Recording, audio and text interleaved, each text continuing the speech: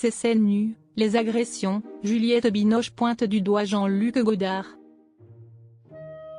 Tête d'affiche du cinéma français depuis déjà de nombreuses années, Juliette Binoche sera la présidente du jury du 78e Festival de Cannes. Dans un entretien accordé à Madame Figaro, la comédienne est revenue sur les violences sexistes auxquelles elle fut exposée au début de sa carrière.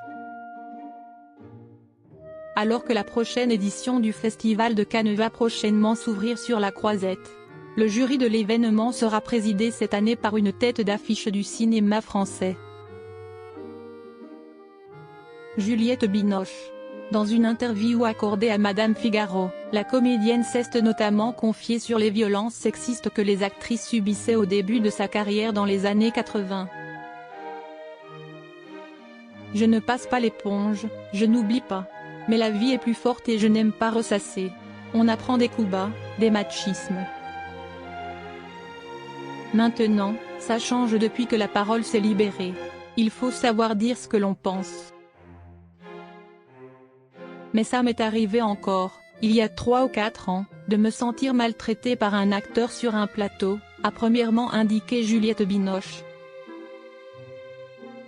Juliette Binoche, les premiers castings, avec Godard par exemple, c'était difficile. J'ai mis du temps à le voir, mais une fois que j'ai vu toute la manipulation, le machisme, j'ai résisté, mais ce tournage a été extrêmement pénible. Les premiers castings, avec Godard par exemple, c'était difficile.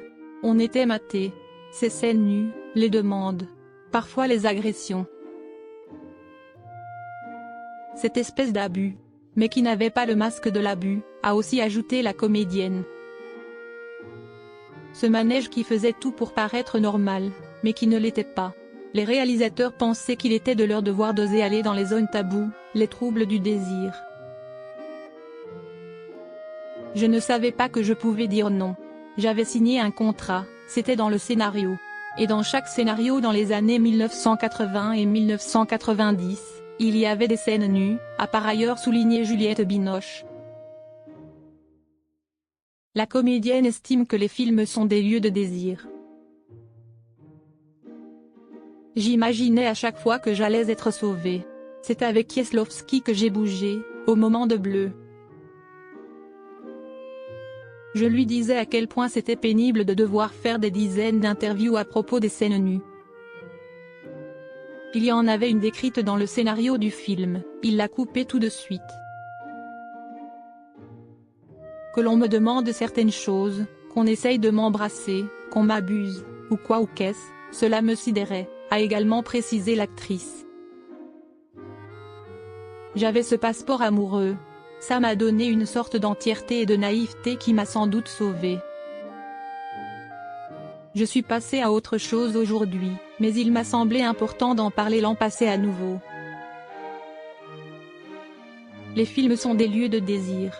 Il peut y arriver le pire comme le meilleur, a finalement conclu Juliette Binoche.